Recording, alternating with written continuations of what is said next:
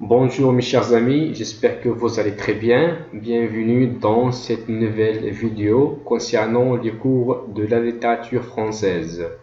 Aujourd'hui, nous avons une nouvelle leçon et un nouveau module qui est l'interculturel, qui est bien sûr un module consacré au semestre 2. Donc aujourd'hui, je vais essayer un peu de parler de certaines notions de l'interculturel. Mais avant de commencer, si vous n'avez pas abonné à la chaîne, s'abonner à la chaîne pour recevoir de nouvelles vidéos et mettez un like et un commentaire pour nous encourager à faire d'autres vidéos. Donc, on commence. Donc, la première notion, c'est bien sûr l'interculturel. Donc, le mot interculturel, on peut le diviser en deux, inter et culturel. Donc, inter désigne une relation de va-et-vient.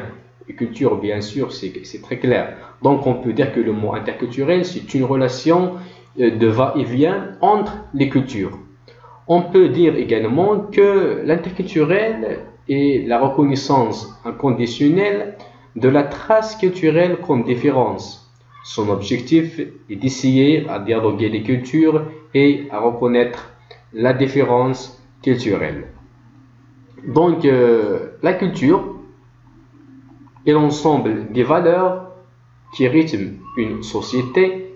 Nous avons également l'identité, qui est l'ensemble des croyances, des nobles et des lois qui constituent une société. Comme a dit Amin Malouf, l'identité est l'ensemble des appartenances culturelles.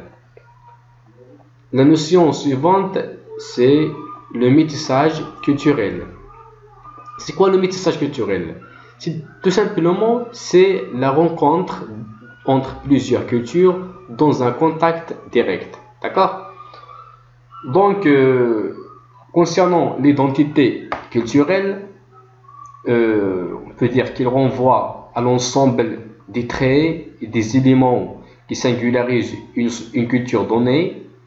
Et à la valeur symbolique, c'est un type d'identité sociale, car être identifié à un groupe, c'est identifié à une culture.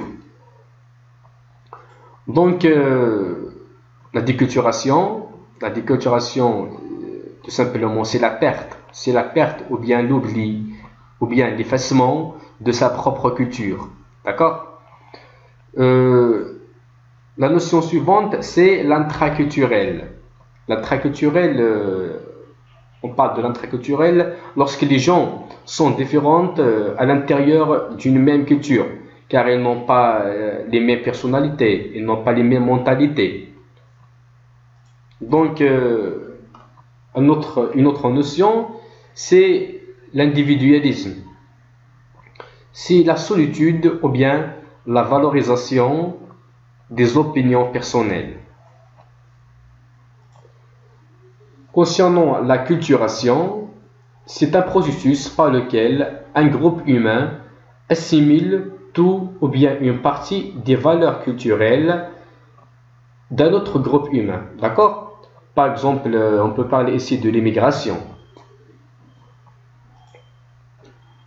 L'autre notion, c'est le dialogue et la communication interculturelle.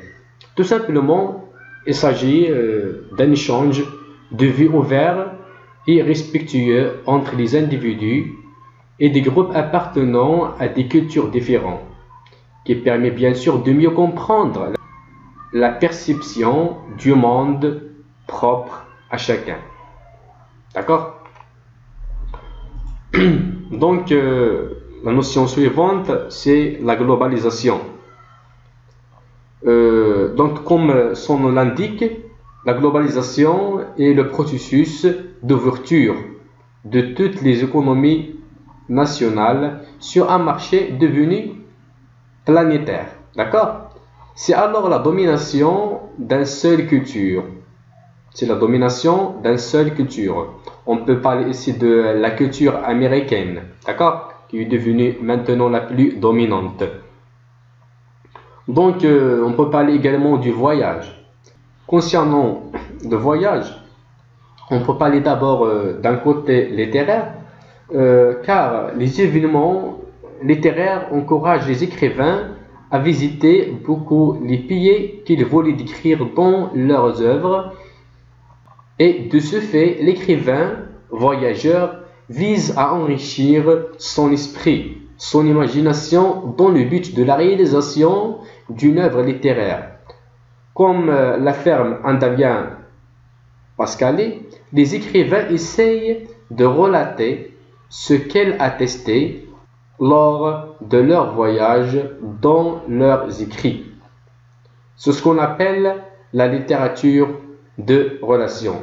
Autrement dit, une littérature qui relate. Donc, ajoutant à cela que le voyage, à part son objectif littéraire, se fait pour d'autres buts, dont le commerce, le tourisme, la simple découverte, la conquête militaire, etc. etc. Donc, de par ce genre de voyage, les voyageurs arrivent à découvrir une autre facette de la vie. Une autre facette de la vie.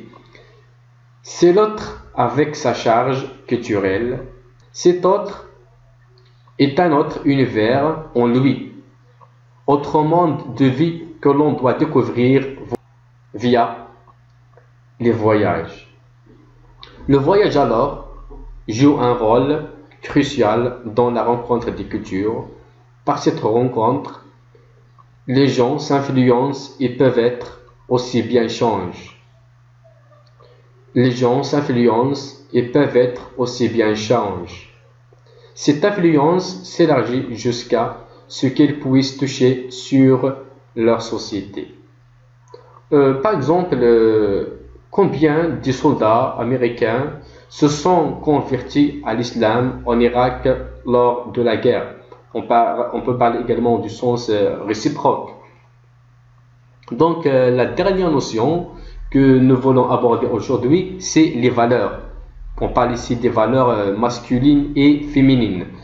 Donc, les valeurs se définissent comme étant un ensemble des éléments qui réglementent une société. Donc, comme je viens de dire, dans ce sens, il faut nuancer en ce qui concerne les valeurs masculines et celles féminines. Pour les premières, la domination représente le maître mot ainsi que l'exclusion de l'égalité dans l'échange. Concernant les secondes, constitue un processus qui s'affiche pour ainsi dire je. Donc, on est arrivé à la fin de cette vidéo. J'espère que vous allez assimiler un peu ces notions de l'interculturel. Je vous donne rendez-vous pour la prochaine vidéo. Bon courage. Au revoir.